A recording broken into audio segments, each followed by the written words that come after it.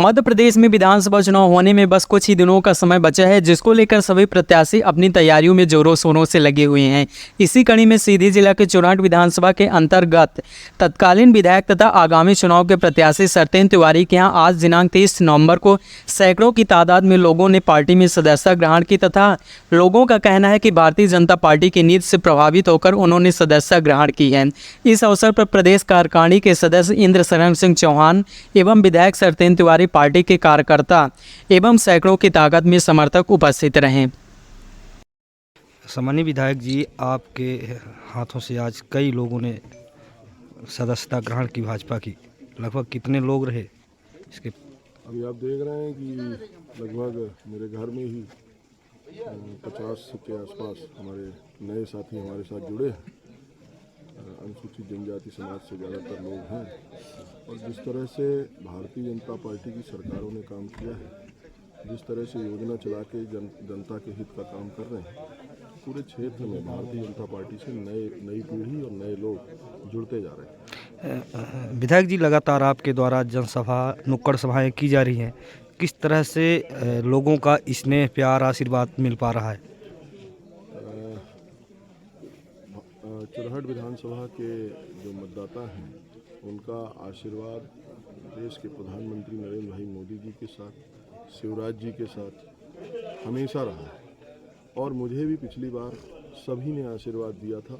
और जिस तरह से भारतीय जनता पार्टी की सरकार में मेरे विधानसभा विधायक रहते हुए जो कार्य हुए हैं, उनके आधार पर अपार स्नेह पूरे क्षेत्र में मिल रहा है और ऐसा लग रहा है कि इस बार भारतीय जनता पार्टी चुरहट विधानसभा से रिकॉर्ड मतों से जीत हासिल करेगी।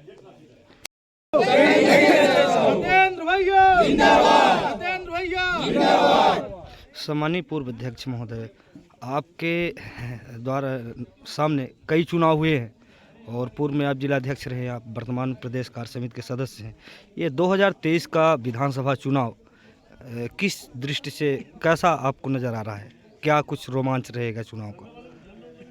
भारतीय जनता पार्टी सरकार ने अनेक लोक कल्याणकारी कार्य किए हैं और जो लोक कल्याणकारी कार्य किए भारतीय जनता पार्टी ने, उसके आधार पर तमाम क्षेत्र की जनता भारतीय जनता पार्टी की तरफ है। भारतीय जनता पार्टी की सरकार, आदरणीय मोदी जी, आदरणीय शिवराज जी ने गरीब के पेट तक दाना पहुंच जाए, गरीब की थाली खाली ना रहे, इस बात की चिंता की। कोरोना में लोगों की ज़िंदगी बच जाए, लोगों के पक्के मकान बन जाए, इसलिए जनता ही चुनाव लड़ रही है और जनता ने ही तय किया है कि फिर से भारतीय जनता पार्टी को प्रचंड मतों से जिताएंगे।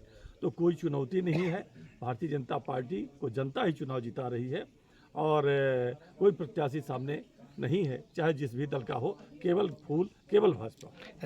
पूर्व प्रतिपक्ष नेता व कांग्रेस नेताओं के द्वारा यह आरोप लगाया जाता रहा है कि भाजपा कहीं न कहीं भयभीत है, इसलिए सांसद और केंद्रीय मंत्रियों को मैदान में उतारा है।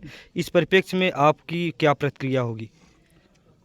देखिए, क्या है, जो जितना सोचता है वह वैसे ही बात करता है। रहीम जी ने लिखा कि जाकी जैसी बुद्धि है तैसी कहे बनाए, ताको बुरा न मानिए बुद्धि कहाँ से लाए।